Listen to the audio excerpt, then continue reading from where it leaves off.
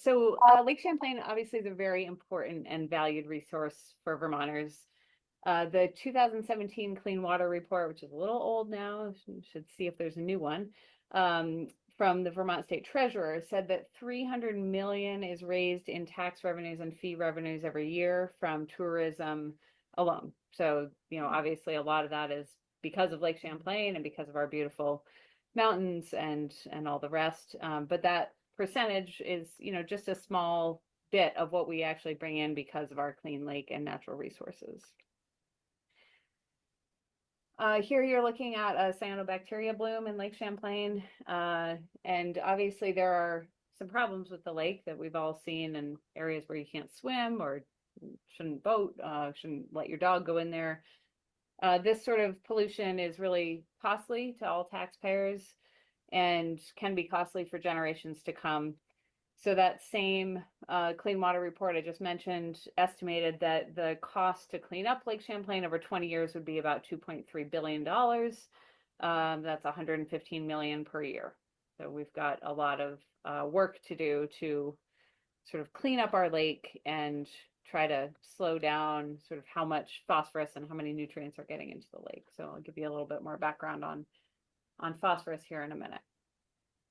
But we all have to work together, from landowners to municipalities to the state, to kind of restore this health and functioning of our watersheds and of Lake Champlain.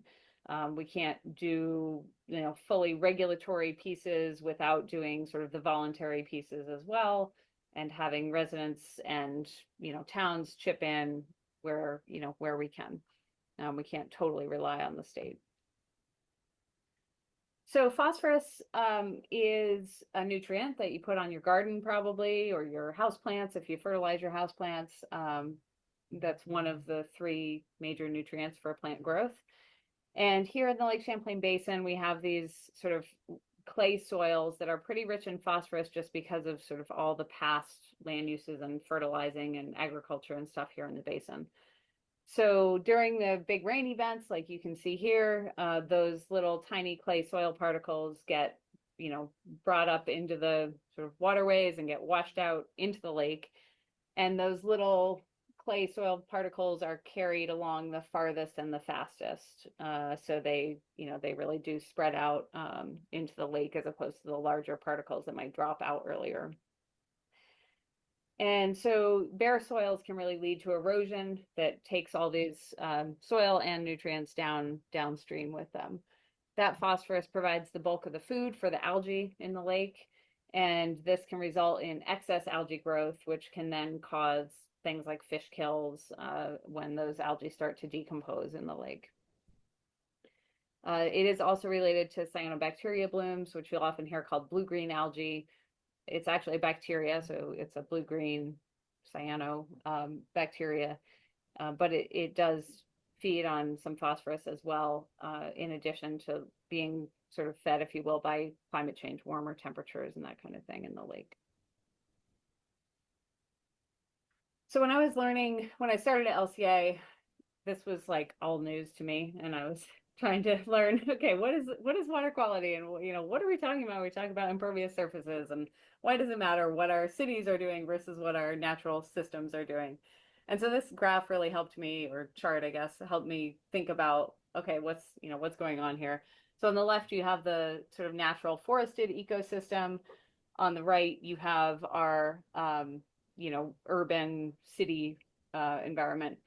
As you can see on the left side of the screen, when the rain falls, you get about 10% of it sort of running off the landscape into the stream. So not very much. Most of it's either sinking into the ground, so about 50% infiltrating into the ground, and 40% is going back up into the air eventually, probably through the trees. In our urban landscape, we get a lot more runoff, so 55% of the water that hits that landscape is running off into the streams. A little bit's getting into the ground, and quite a bit's evaporating as well.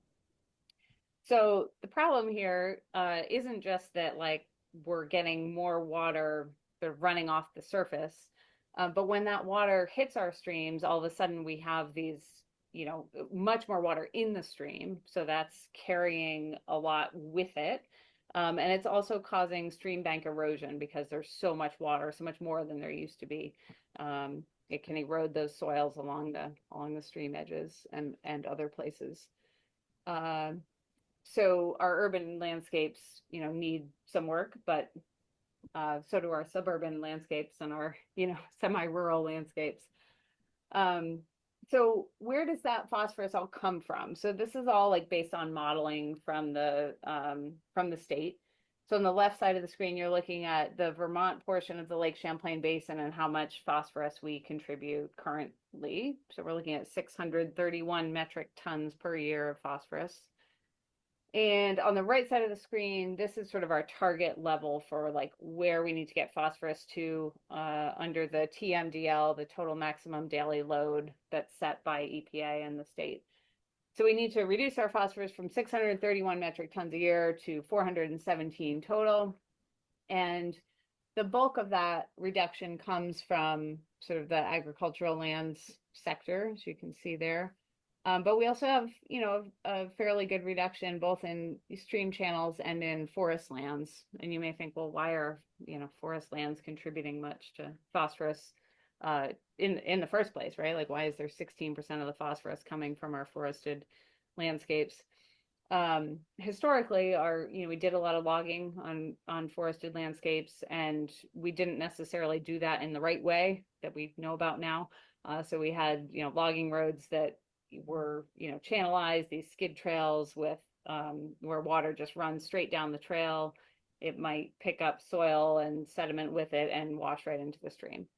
So now we know a little better about forests, and logging and how to sort of close out a forested landscape, a skid trail, something like that, to allow that water to kind of get off the trail more frequently, so it doesn't just shoot straight down the trail and pick up more and more sediment and speed as it goes.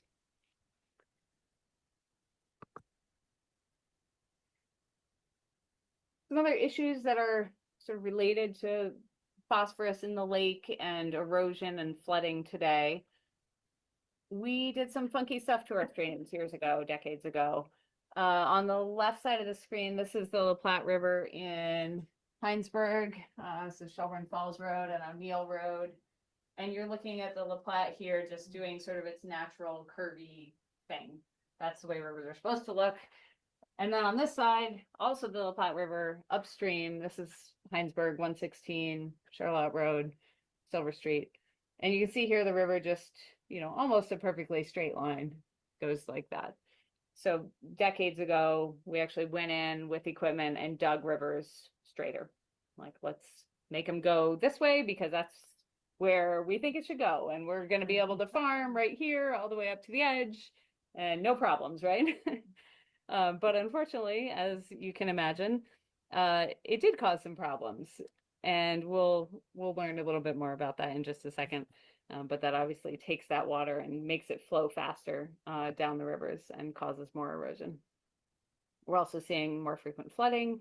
I need to update this with like a photo from Heinsberg last year or something, because this is drastic, but this is Hurricane Irene, I think, so, and not here.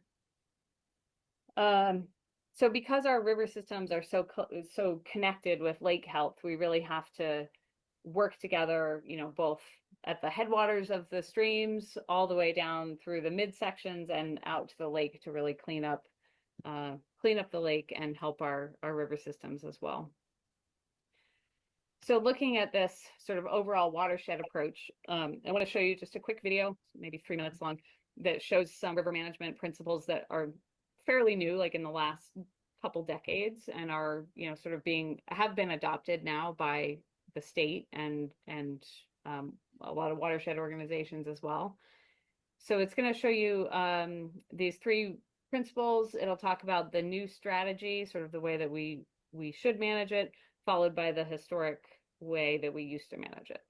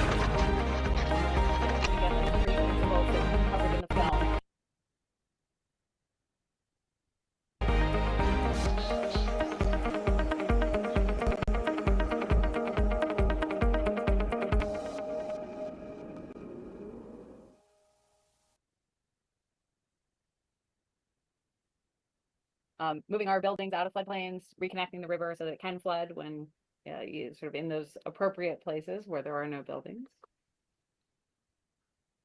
Slowing the flow, allowing these meanders in the stream to reform, that sediment, flows are able to slow down, drop out of the stream. Those flows are less erosive. They're not going to take the stream bank and habitat and, decrease water quality in the process. And then, of course, leaving these natural sediments in the stream beds. If we dig them out, it causes stream speed and force to increase, and erosion and sediment, getting into the lake as well. So again, thinking about this area, sort of our entire watershed, not just the spot, where we're standing today, is helpful for thinking about how best to manage these waterways. Okay, so the state has been busy in the past few years. You've probably heard about some of these new regulations that have been put into place. They include the 3-acre permit, quote unquote, for areas that have like a lot of impervious surface. So a lot of our schools, some larger like industrial buildings, even some residential, developments where they had a lot of impervious, a lot of roads and houses and whatnot. They now have to treat at least 50% of their stormwater coming off those areas. The municipal roads general permit that all of our towns have to comply with to improve their, road infrastructure, I guess, if you will, and improve the water that's getting down the edge of the roadways and into the streams. And the required agricultural practices for, certain agricultural producers. So those are great. But like I mentioned at the beginning, we also have to have these sort of voluntary measures because that portion that's regulatory is not going to get us all the way to the goal, I guess, of the total maximum daily load for phosphorus. So voluntary conservation measures, you guys are doing a great job here in Charlotte. You have an awesome land trust that's conserving land and thinking about riverways and allowing them to, allowing streams to meander and access natural floodplains. This particular site is up in Starksboro.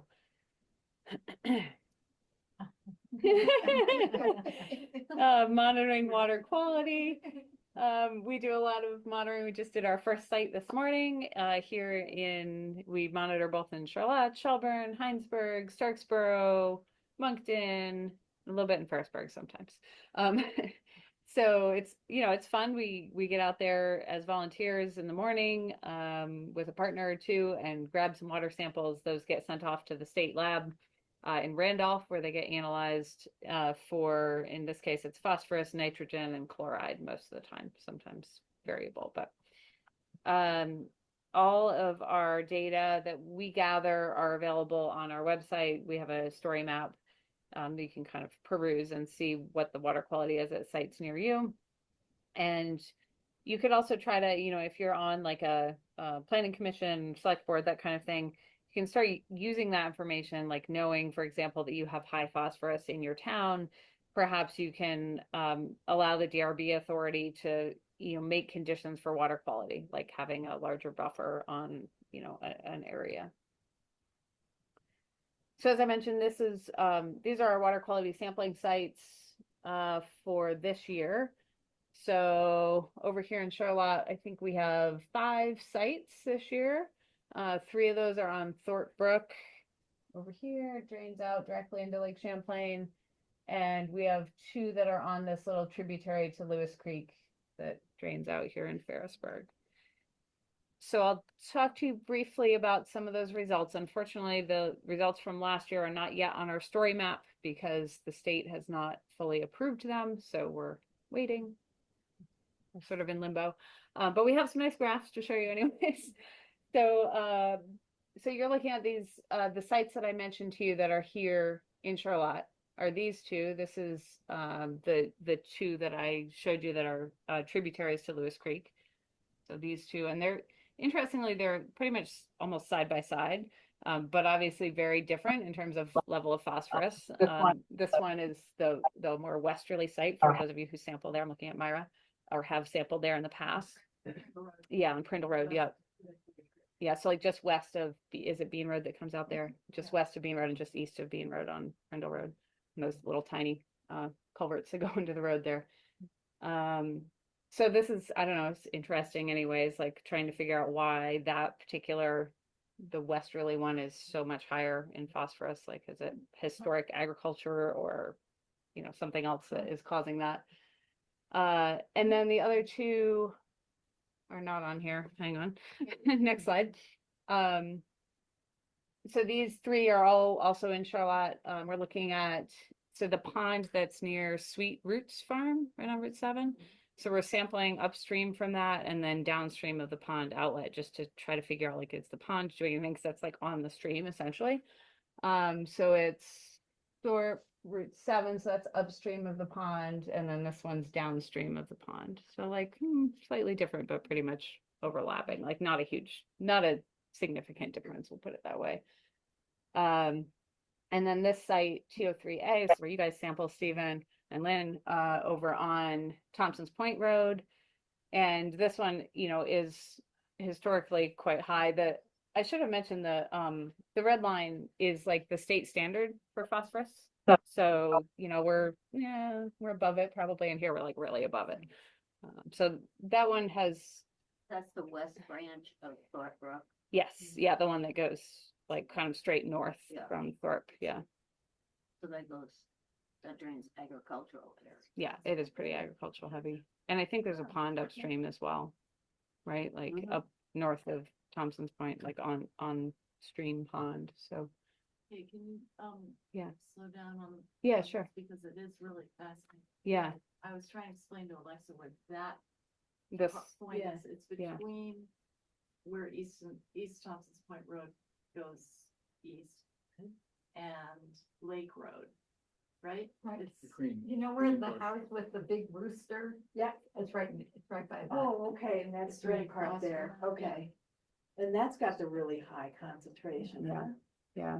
And then, Near the railroad. and then the pond is on the Dunbar property? The orange, the pond is on the Dunbar property?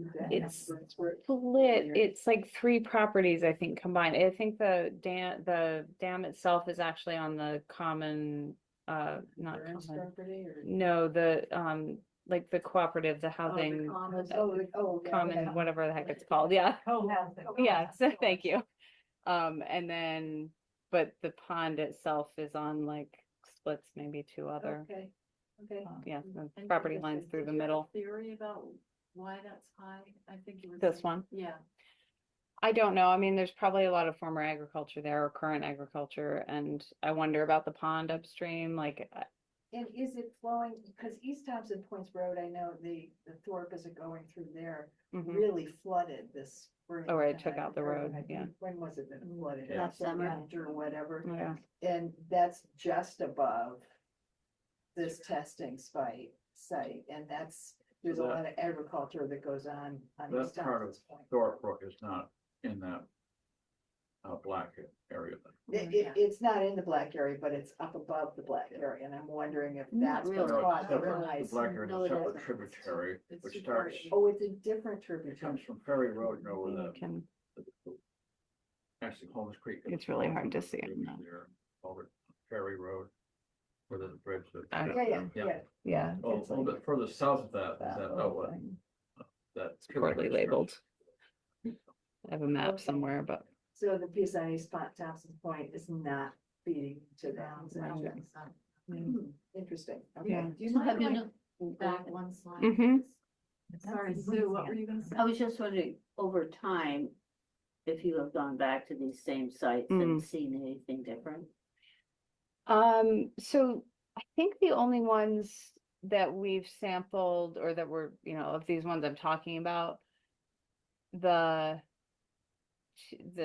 tributary here in Black, we did sample some years ago, like maybe 8 years ago, 6 years ago, something like that. And I think it was very high then as well. So like that's probably pretty standard, yeah. And then, these 2 we sampled last year, is maybe our second or third year sampling them. And I can't remember if this pattern was the same last year, if this one was like that much higher than than the east site. I think this is last year's, yeah. This is, yeah, sorry, I should say 2 years ago. This is 2024's data, yeah. What about East Thompson's Point Road or Thorpe Brook? We haven't sampled there since like 2018, maybe 19, somewhere in there, but it was pretty high when we sampled there. How do you sample on the bridge going over Thorpe Brook to the co-housing? We used to. Yeah, That was pretty high. yeah, as I recall, that was pretty high too, but we haven't done that in years either. So here's another question. Yeah. I don't know if the ag department actually enforces any of their regulations. Yeah. So, how are we gonna change things?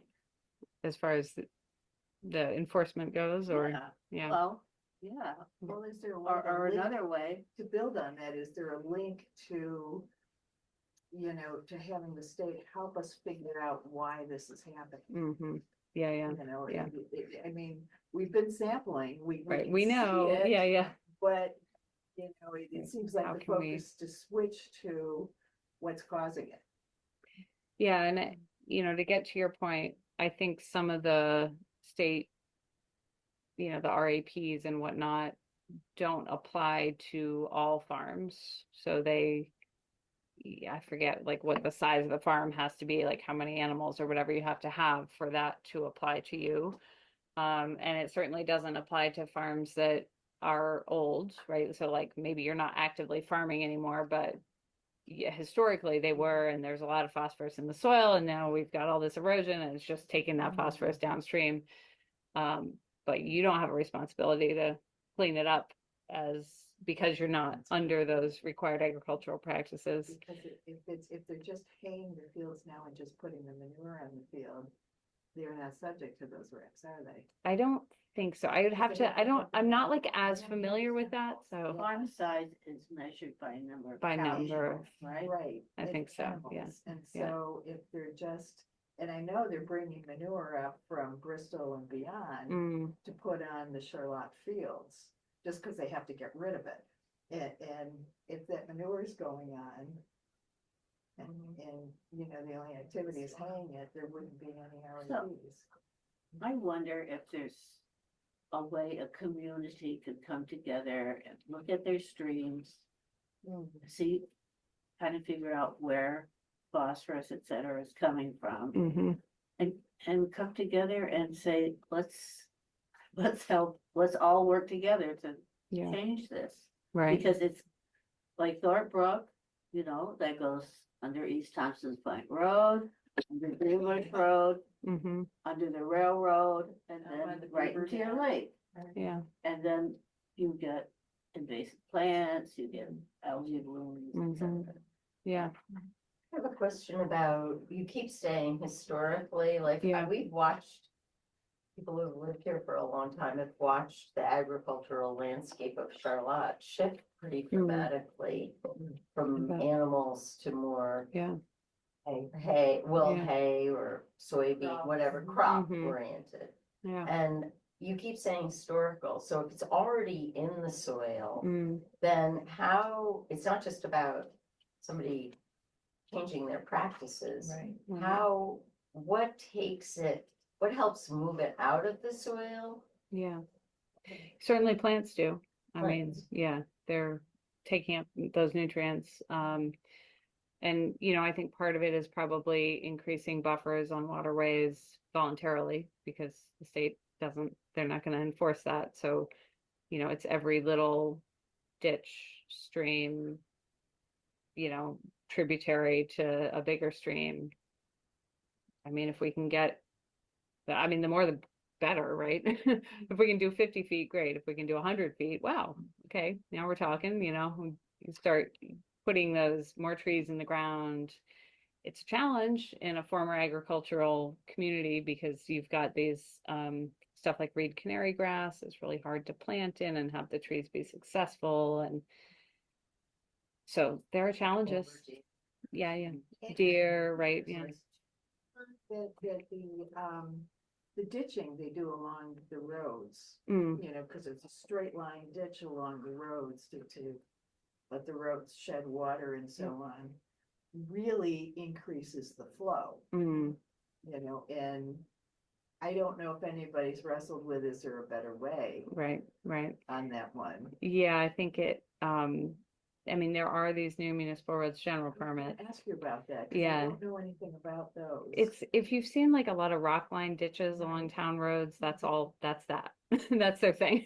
So Flow, is it's that to the slow the idea? flow and like reduce the erosion. So they dig it out like kind of wider. So it's not like this, it's like a U-shaped ditch or swale. And then if it's like over 5% slope, they line it with rock. Otherwise it should be grass lined. And then if it's like over, I forget what the percentage is, they also have to do check dams to like slow the flow down as it goes down the swale. There are also, you know, there are options like turnouts, right? Like getting the water off sort of more frequently, so it's not just shooting down for half a mile down directly into the stream. One, are they being enforced? Two, Mm. are the road commissioners being trained for that? Or They should be, yeah. And Okay. my understanding is Junior does a pretty good job from what I know. In Yeah. terms of putting Check rocks in dams and so on, rocks. okay. Cause I know Ferry Road has a lot of very, you know. Oh, and yeah, that yeah. Goes right into Right. the lake, you know, so I'm Yeah. just curious. You I know, don't like, know, I mean, it's, to be honest, I knew it was an issue, but it's the first time I Yeah. heard there's actual rules around it. Yeah, yeah, yeah. And again, it's, you know, it's just for the towns, so, or town roads, I should say. So there's private roads and other issues out there, And but actually, that's a state road, Ferry Road. very, yeah. So that would be up to the state to do that? Yeah, they have their own special permit, V-Trans does. So, But it's grass, so grass help, I mean. yeah, grass helps, The yeah, way yeah. those ditches on Ferry Road are designed is they're very shallow and they're deep, but they're That's good. wide. Mm-hmm, And they're grass lined, yeah, so that the plant, they are not eroding. right, The actively. ditches themselves aren't eroding. Yeah, that's good. So in a way that not only aesthetically, but they're really actually better than rock because they're supporting birds and bugs and, you know, Yeah. rocks just sit there and look Yeah. ugly, Right. you know, they're not, Yeah, yeah, yes, they may be helping our water quality, but they're certainly not helping much else. yeah, yeah. We'll see. Ferry Road That. is a state road, but the town has responsibility for the maintenance of it. Interesting. That's good to know. I know a couple of years ago, and I haven't looked at the website recently, Mhm. but, you know, I keep pushing this message that all of the streams in Charlotte are compromised, Mhm. and the La Platte is actually impaired under state standards. Is that still true? So the La Platte is impaired for E. coli, but not for phosphorus. Okay. Mud Hollow is now impaired, and I could just keep going here because I have more slides, but Sorry. including Mud Hollow. So yes, but I mean, I would say none of them have like a special designation, if you will, as like an official impaired, whatever, but they all have high phosphorus levels. Which is why I call them compromised. Yes. As opposed Yeah. To the state definition. of Right. impaired. Stressed or, yeah. But impaired, yeah. I keep pushing that message that these things have too high a phosphorus Mhm. level. Yeah. Yeah, all of them. All of them, yeah. Yeah, with very few exceptions. Do you ever hear back, all these data go to DOs? Yeah, Do you ever hear DOC, yeah. back from them? They come back and say, oh, hey, what's up with tributary to Thor? And The- what should we do about it? Yeah. The only thing that I did hear back from was the Mud Hollow thing, which, I mean, it wasn't a conversation. It was just like, oh, by the way, we're listing Mud Hollow, or we're proposing Mud Hollow as impaired, like partially based on our water sampling data and partially based on their fish and bug data. Yeah. But yeah, no, it's interesting because of the division, I guess, of labor, right? They have like the lab, the people who help us, who coordinate all the watershed groups who do all the sampling, are different than the people, and they do some bug monitoring and fish monitoring as well, but they're different than the people who do the regulations or who do the stormwater, you know, so it's all like separate. So how does Division. fish and bugs impair water? So impairment is decided not on water quality, partially, I mean, this weighs into it, but really based on the fish and bug data that they collect. So it's, yeah, or different communities, right? Fewer is bad and different is bad. Yeah, so like they kind of know, like, okay, this type of stream should have brook trout and, you know, stoneflies and blah, blah, blah, and we're sampling and we're only getting bloodworms and, you know, I don't know, whatever. But are they using our data at all for like the TMDLs and things like that, or I think the TMDL has already been set, so as far as, tracking progress? I mean, so is ours, Is there any progress? it's all modeling, all the progress is modeling. so they're, So they're like, okay, you did a rain garden, you know, like Charlotte Library, whatever, you put in this rain garden and based on modeling, that should be 2.5 kilograms of phosphorus reduced. And so, So check, why we is did the it. state even investing in water quality Volunteer monitoring? Yeah, monitoring. I'm wondering Yeah. if they're not like using it at all. Yeah. I mean, they do use it again for like judging like, oh, this seems like a flag, right? Like maybe Okay, so really, TO3A, like we bring should really attention. look at this and like we better get out there and do our fish monitoring on this site because they only, you know, they have however Can many we sites that they encourage check. them to come to certain ones that are high and do their monitor, you know, like, do we say? Possibly, yeah. We have 4 that are high. can Right, you that are come do really your flags. bugs And, Yeah. and community. Have you thought about approaching the planning commission on some of these streams that are too high, Right. like Mm. this, Like and this one, saying, right. would you consider increasing buffers Right. on these high, Mm-hmm. you know, high Right, concentration exactly, yeah. streams, not perhaps across, Right, you know, but then these but on these areas. specific ones, Mm. until it changes or something of that sort. I mean, you probably have to give them the science behind it and, Right. and make a case for it, Yeah. but it would seem to me, I mean, I keep saying to the planning commission, these are compromised, Right. you know, Right. but especially when you have data that supports that huge differential. Yeah. Mm-hmm. You know, that we ought to be being proactive about. If we think buffers will help, increased buffers will help. Right. Yeah, I guess the question is The way who's. it's supposed to work is Yeah.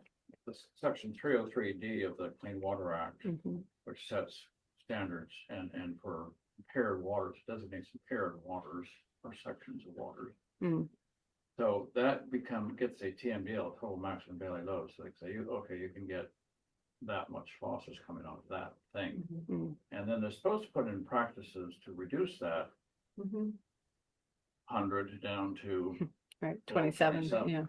But this isn't impaired, this is just Right. compromised, right? I mean, I don't I'm know not sure it's been definitionally, but designated as my impaired. understanding is it's not impaired, it's just compromised. But the compromise is very high phosphorus, right? Yeah. So, Well, and so it officially, hasn't if it hit, gets listed as impaired, does it? then action has to be taken, but in Right. practice, it's a slow process. Well, could the town set, you know, a different standard for what's in, you know, for what needs remediation? Not don't wait think for the it wants state? to. I don't know if It's they a have that cost. authority. Why would it cost? Because if it's. I mean, not at the state impaired- level. No, Yeah, I if mean- the town, says it's impaired, or. Well, but not No. necessarily says it's impaired, just Right. says it's Oh, compromised. yeah, Right. And yeah. therefore, the town is going to require X, this. Y, and Z, right? Yeah. Right, I Yeah. think that, just recent case, but the EPA gives the states authority to monitor this TMDL stuff. mhm, And they were going to take away, the Region 1 office in Boston's going to take away that authority, where some towns have the authority to do that and some towns don't. It's run by the state, okay. or EPA will take it away from the state. So EPA was going to take it away from Vermont because it was mixing up the agricultural standards that were enforced by Agency of Agriculture, Yeah, and the other was run by the DEC, Yeah. A&R. Yeah. Yeah. So I don't know how that turned out, but they're on the verge of taking away the authority from the state to even do this, not the monitoring, but the enforcement. Yeah, I don't know how I'm that, not I haven't sure. followed that recently. I But haven't heard the news. state hasn't made enough progress, right? Isn't that it? Well, That's but the problem. EPA's paid less, right? I Right. mean, didn't we have to sue the EPA to get the standard Yes. put in? Yeah, So, Conservation I Law mean, Foundation. well, To it's have the the EPA feds make come that happen. in is just worse than having, the state. Even if the state hasn't made a lot of progress. I don't think. You can get it done locally until somebody challenges you. Right. Yeah. Mhm. So, I mean, and it's a challenge if you get a big developer in here and he wants to put houses right up to the stream and the town zoning and planning says you can't do that, then he sues the town. As long as the town zoning says you can't do that, and I guess the point is the town zoning says, I think it's a 50-foot buffer, right? Now. That sound right? Probably, remember. yeah, But on some of these, perhaps it should be a larger right, it should be buffer. 100 or whatever. Yeah. And we have some of that, like in Heinsberg, we have, on mapped streams in the village growth Yeah. area, it's 75 feet, and if it's a. But the town doesn't have any regulatory authority for agricultural practices. No. Right. So how much of the phosphorus comes from roads? Like dirt roads? Yeah, I don't know if I have those numbers, like dirt roads versus, other roads or developed lands, but I can go back to that slide. I forget what the percentage was of developed lands. I think it gets lumped in there with development So because essentially. dirt roads are really different than Yeah. pavements. Yeah, absolutely. And people drive at speed, you get airborne particles Hmm. from driving fast. And interestingly, I think this tributary is on a dirt road, right? Yeah. Yeah. Yeah. No. No, Still the- paved, the there's black still, one. no, that's Still paved there. Yeah, It's before you get to the dirt part. right, so it's East Thompson's Point. No. It's not No, easy. it's right not regular where the Thompson's railroad Point. tracks. No, it's, Yeah. well, It's depending west- on it's if you're coming west from of the the lake, railroad. it's before the railroad. Right. Yeah. Well, interesting, like that area, how long ago did Bernie Balin, they dug a pond and where the rooster is Uh-huh. out on their property. And he was kind of a contentious fellow and somebody called him to task, called it in. Can you remember Yep. Wasn't me. it? And they made him fill it back in and replant. Uh-huh. But that's, Way back. but no, well, it's between where you're sampling and the lake. Uh-huh. So it would be interesting to take a sample Right. below that Further. restored area and see what phosphorus you get. Right. Interesting. I have, Yeah. we're really giving you a hard time. No, it's fine. So, I wonder if they've been testing the lake at all over these years, and if Right. anything has changed for the better or worse. It's a really good question, and I haven't followed like lake data per se. I mean, we haven't sampled there. I know it's like a separate program, the lake monitors who do Yeah. inland lakes. And I don't know if they do Lake Champlain proper too. I assume they do, but A new State of the Lake report that Mhm. came out that does have, I can't remember what the data say, but it came out yeah, like at the end of last year. yeah. But they have a lot of information on it, and some of it, and they separate it by sections of the lake, and some of it has improved Mm. for phosphorus, I believe, and it's gotten worse for chloride. And you shouldn't quote me on it, but Yeah. it's easy to get copies of that if you just Google it, Yeah. State of the Lakes. So, And some of the Lake Champlain Basin Program. yeah. Yeah. Chlorate's the salt, the road Salt, salt right, that yeah, you're testing yeah. for. Okay. And I'm not showing you data on that because we got enough data to look at. We're just gonna go right past that. Some of this stuff is if we have time, which we don't, so it's all good. This is some of the like bug and fish data, just FYI. You guys, you're looking pretty good over here. You've got some, fair is sort of this lime green, and then excellent is real dark green. Poor is orange. So this is bugs. That's fish. That was as of a couple of years ago. I don't have the most up-to-date data. Mud Hollow has now been listed as impaired for agriculture from the mouth with the Platte up about 3 miles. So it's more of an FYI than anything. Holmesbrook also impaired for agriculture up about 3 miles from the mouth with Lake Champlain. Yeah, so you do have those two Yeah, we're fully.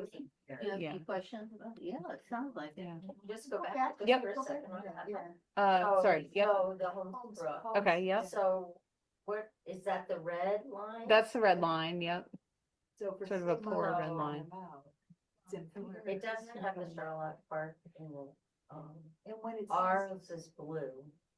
It's the one that comes through where the horse farm is and Wave Robin and down across to At the town beach. land. And that, that's an interesting place because that intersection of right where Charlotte is, Okay. that corner has been a cow, unrestricted right. cows into that, literally from that H to the Charlotte. Oh, is that where? the Has they underpass been is? allowed to go down into that stream and drink water?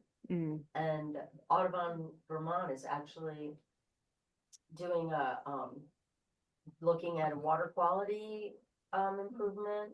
And that's one of where the creek is one of the areas that Mark LeVar is proposing to do a, riparian buffer with some grant money they have. Because we're now working on water quality. The Charlotte Park and Wildlife Refuge is where the Ethan is. Yeah, gotcha, up Yeah. here. Right there. Oh, right. So that whole watershed is being worked on for water That's quality with a grant right now. Yes. But that's, classic where, So Holmesbrook, when did Holmesbrook become designated as impaired, and what does it Don't mean know. for agriculture? So I don't know the answer to your first question. The second one, I may not also know the answer to.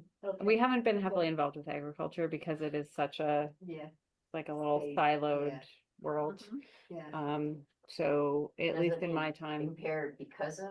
it's impaired because of agriculture. Yeah, that's And what both of the those mean. state- That's the state has come in and designated. that. Yeah, proposed that, 3 yeah, miles up from the mountain. from the mouth, yeah. Yeah. But it'd be a specific thing that gets measured. Phosphorus. Yeah, and I'm assuming this is bugs and fish too. I mean, like essentially aquatic life is not being supported there. But- Does the state list on its website or something, all the impaired? You can get it, you can download a PDF that has like all the And impaired to say- waterways. to say what it's impaired, why it's impaired. Yeah, it'll say like, it doesn't give you a lot of information, honestly, but you can look. Who with the state, is that DEC or A&R or? Who lists it, or, so they make a proposal, and I don't know the exact details, okay. but I know that the folks that we work with at the La Rosa Partnership Program, who does the water sampling, they / the biomonitoring program made a proposal to about like saying Mud Hollow should be impaired because of, Okay. and they write that up and send it off to, I don't know if it's the secretary or who it goes to, but, Okay. um, yeah, and I don't, you So guys it's may know better than I do. Lanphier actually making the recommendations to the state. Well, Is that what yeah, they're I mean, the DC sort of group, I guess. Okay, So not just the lab people, but the so we've got 3 now. It's Holmes, La Platte, and Mud Hollow. No, they are. That's new. Okay, so depending how long you guys want to stay, I will talk really fast. Okay, go for it. We'll talk. We'll stop you again. Yeah, no, I mean, I'm the discussion is great. Like, I love this. Yeah. So we're thinking about slowing, spreading, and sinking water to improve water quality, right? So we want to sort of get it back to the way it was naturally. slowing water down. East Thompson's Point Road doesn't look like this anymore, but it did when it was first built. Check dams along the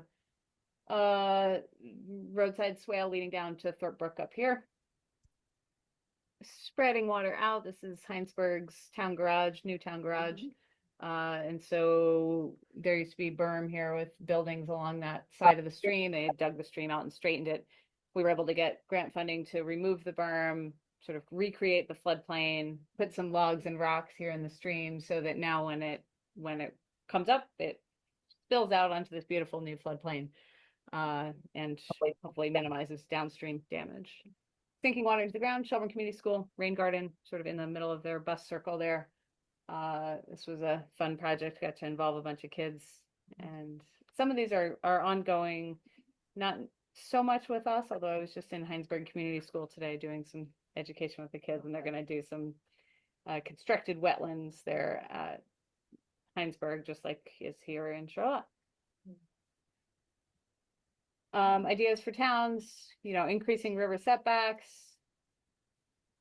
Again, making roads sort of more better, I guess. It's poorly said, but more better.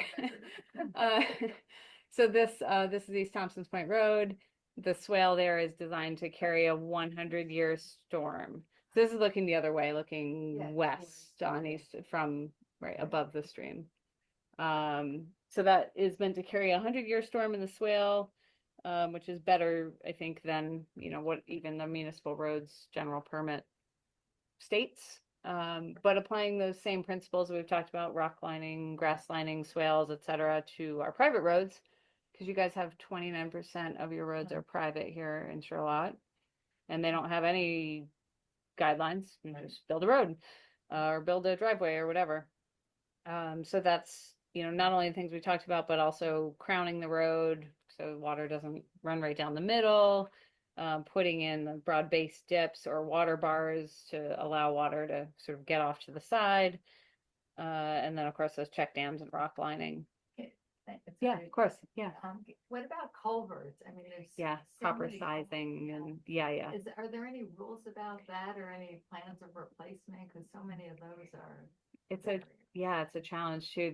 The state, the municipal roads general permit, they are required to replace culverts as they fail, or bridges with like a properly sized culvert or bridge, but that doesn't happen very often. So, and I think, not to get too far into the weeds, but like East Thompson's Point Road here in Charlotte, like when it blew out this year, the fix they did there is not appropriate. Like it does not comply with permits, and it would not get federal reimbursement grants by FEMA because it's undersized and it's very, very strange. So I don't know all the details. Okay. I know that I was told that Junior couldn't do it. It was too busy because there were other things going on. And so they hired someone to just kind of get it done, to design it and put it in. And they did. But it is not Junior. The town. Yeah. The culverts they put in, on Spear Street are impressive. Yes. I mean, a lot of thought went in, Yes, I hadn't realized they had, I had heard East Thompson washed out, but I hadn't realized that they had just fixed it. So there's those too small of a culvert in there? Yeah, it's right at the stream. So if you were like standing downstream and you were looking up at the culvert, like the original culvert is still there. So it actually blew out like around the culvert. And then they put in a smaller culvert that is, it's to the right, sorry. It's lower elevation and smaller. So like the original culvert's like here and the new one's like down here. Yeah. And then they put in this other weird little tiny pipe like way up here. So that, and there's like this weird rock situation going on. The best we can tell is like the stream blew out, so they like put in the smaller one to pass the water, and then maybe if the stream gets high enough, then it goes to the original one, and then if it gets even higher still, it goes through the little tiny one up top, which is well ways down. And I mean, part of the issue is that the lower elevation culvert, they also had to like dig some of the stream out to like allow the water to pass. And now the stream is probably down cutting, like going upstream from the culvert because it's been dropped in elevation from what it was originally. Not really good. It's not good. There was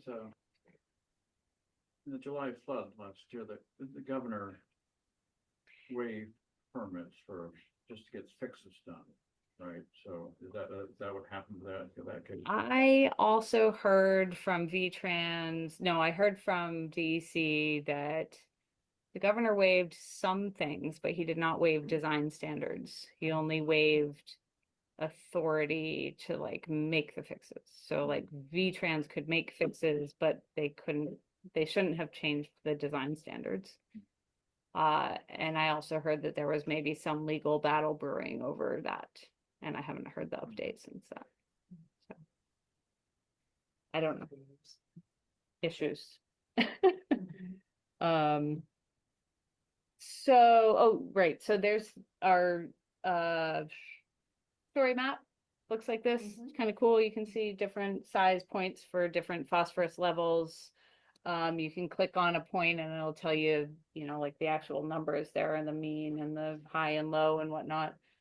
So this is for the past like 3 years now. So 2021, 2, and 3 worth of data, and we'll have 24 on there soon. So it'll just get perpetually updated. So you can check that out on our website. We've already talked about this, protecting natural areas, addressing development in floodplains. And just a few things on your own property. Keep your soil on your property, keep your water on your property if you can. Crown your roads, keep those driveways in good shape. Doing a great job here, allowing water to soak into the soil here at the library. Natives, no-mow areas, taller grasses, right, 3 inches or more for raise the blade. Those deeper root systems allow water and nutrients to get taken up by those plants. Our wooded buffers along our waterways are really important. Fertilizer, etc. Septic systems. Reduce salt use in the winter. Another one that's coming. The chloride issue. You do it at the post office. Yeah. But limited places. Yeah, I think it can be an issue. Especially like private, right? Like private contractors. I know it's like post office a lot because it's just like they don't want someone to slip and fall at the post office. So you're just like salt, It's a lot of salt. These guys, lake-wise, stream-wise, if you have a stream or a lake property, are great for the Winooski Natural Resources Conservation District has volunteers that will come out and like assess your property for you and give you a list of recommendations. Hey, going back to the salt thing. Yeah, salt thing. We haven't had, you are testing for chloride? We do, yeah. And you haven't had high levels of chloride found in the waterways, right? Nothing above the standard, but the standard's pretty high, and they're talking about like there might need to be a lower standard. Okay. So we do have a So it's still couple sites that are okay. concerning, that are higher than Where others. are the sites? The one we just did last year is on Route 116, just below where 2A comes in St. George. Okay. So it kind of probably collects both 116 and 2A, plus like any development that's up there. I'm trying to go through all the sites in my head. I can't remember what the other ones are. Here in Charlotte, there are none that really stand out here in Charlotte. Yeah, I'll look back at that. Yeah. Our new manual, which there's one sitting on the table there, and they're available at the library as well, just runs through some ways that you can assess your property. A lot of the things we talked about here tonight, ways to sort of map things out and come to some conclusions about like, what might I do if I have a problem with erosion or, whatever, water coming off my gutters, off my roof. Doing a rough like estimate of drainage area, how much water is getting to a certain spot. So you could put in a rain garden, for example. how to test your soil, so you know if you can allow, can you put in a rain garden and have water successfully sink down into the ground, or is it just gonna sit there in a big muddy puddle in your front yard, which you don't want. You're probably like. Yeah, probably like everywhere in Charlotte, no. And then a bunch of resources. So there's a bajillion guides out there on rain gardens and stormwater management and all sorts of great stuff available from our state and others. And that is all I have, I think. Woo, we did it. 1 hour. All right, so any other questions, discussion? That was great. It was great to hear from you guys about your local areas and places you're concerned about. And I haven't heard you mention beaver at all, and so Yeah. I will. yeah, do it. Yeah, they're So, great. Saturday, Bob Hyams is gonna talk about how beaver can really reduce the phosphorus going into the lake. And then we're gonna go, walk to one or more beaver dams to look at them. So one's on the Holmesbrook, and you might go to the Thorpe also. That's great. So, and Pete Demick will be doing that. And What he's- time does the talk start? One, and then we'll leave after the talk together to go to the, And that's at Is the that here? library. right here. Yeah. Okay. Cool. And then they're going to the site that we were talking about at the intersection of Greenbush Lake, because there is a beaver dam Oh, really? down right, yeah. right there. Right In the park? At Wildlife? No, it's across the street from, it's where I was just saying that the erosion, the intersection between, it's right north of the railroad